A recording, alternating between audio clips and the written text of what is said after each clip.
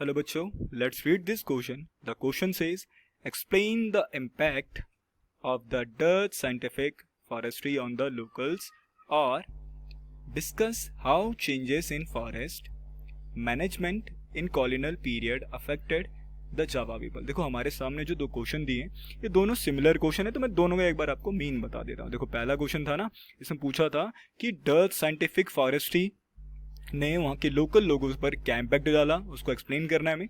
और second question के अंदर था कि जो भी चेंजेस तुम्हारे फॉरेस्ट मैनेजमेंट के अंदर थे, फॉरेस्ट मैनेजमेंट के अंदर किए गए थे, वो किस तरह के चेंजेस थे जिसकी वजह से वहाँ पे किसने किसको अफेक्ट किया, वहाँ के जावा के लोकल्स पीपल्स को। देखो इसको इन दोनों के आंसर जानने से पहले क्या बात करेंगे हम, सबसे पहले बात करते हैं अपने की कंसेप्ट की। तो देखो की कंसेप्ट में हम क्या पढ़ रहे हैं, साइंटिफिक फॉरेस्ट्री के बारे में। तो साइंटिफिक फॉरेस्ट्री क्या होता है, it is a process where natural forest are cut down and replace by commercial trees. देखो साइंटिफिक फॉरेस्ट्री एक ऐसा प्रोसेस होता है जिसमें हम क्या करते हैं, नेचुरल फॉरेस्ट को कट डाउन करते हैं और इसकी जगह पर कमर्शियल ट्रीज रिप्लेस करते हैं। तो अब बात करते हैं अपने क्वेश्चन की। तो अकॉर्डिंग टू द क्वेश्चन हमसे पूछा था ना कि भाई डच साइंटिफिक फॉरेस्ट्री जो है वो लोकल्स पर क्या इम्पैक्ट डाल रही है, या फिर फॉरेस्ट मैनेजमेंट में जो भी चेंजेस हुए है ना वो जावा के लोगों पर क्या इम्पैक्ट डाल रही है। तो सबसे पहले बात करते हैं लॉस ऑफ इंडिपेंडेंस। तो पहला इम्पैक्ट क्या था, लॉस ऑफ इंडिपेंडेंस, मतलब उनसे उनकी आज़ादी छीन ली गई। तो देखो लिखा है, before the arrival of Dutch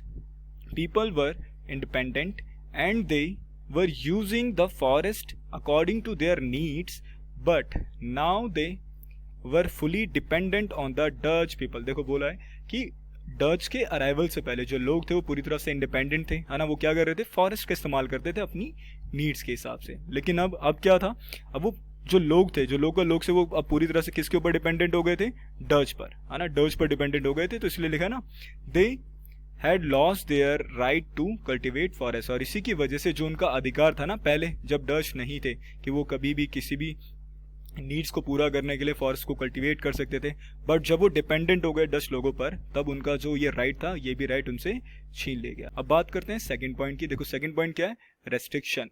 तो देखो उस वक्त ना बहुत सारे रेस्ट्रिक्शन लगाए गए थे लोगों पर। तो देखो लिखा है ना, many restrictions were imposed on the people through various law. तो तरह तरह के लॉ से लोगों पर बहुत सारे इंस्ट्रक्शन लगाए गए। Following were the major restriction which were imposed on the locals. देखो कुछ रेस्ट्रिक्शन लगाए वहाँ के लोगों पर। देखो कौन कौन से रेस्ट्रिक्शन है जरा देखो। पहला क्या है, peoples were allowed to collect wood be cut for specified purpose.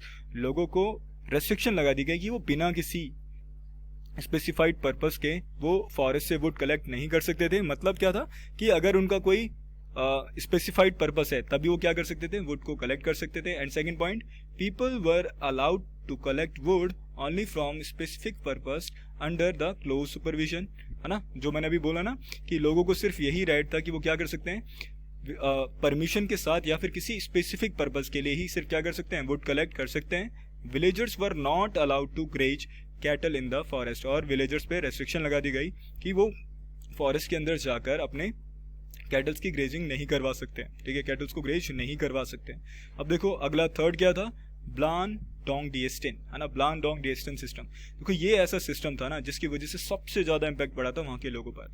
जब डच ने ये सिस्टम अडॉप्ट किया तो देखो क्या हुआ था, जब डच ने ये सिस्टम अडॉप्ट किया तो देखो लिखा है ना, this system was adopted under this the village was exempted from tax if the villagers worked collectively to provide free labour and animal for cuttings and transporting timbers. देखो ये ब्लानडोंग डिस्टेंस सिस्टम के अंदर ये था कि इसके अंदर जो भी लोग या जो भी विलेजर्स इसके अंदर आएंगे, जो भी विलेज आएंगे, उनको क्या होगा, एग्जम्पशन मिलेगी टैक्स से। और वो भी एग्जम्पशन जब मिलेगी जब वो उनके लिए क्या करेंगे, कलेक्टिवली काम करेंगे, उनको फ्री लेबर प्रोवाइड करेंगे, बफेलो प्रोवाइड करेंगे, है ना, ट्रीज की कटिंग करने में हेल्प करेंगे और ट्रांसपोर्ट, टिम्बर का ट्रांसपोर्ट करने में हेल्प करेंगे, है ना।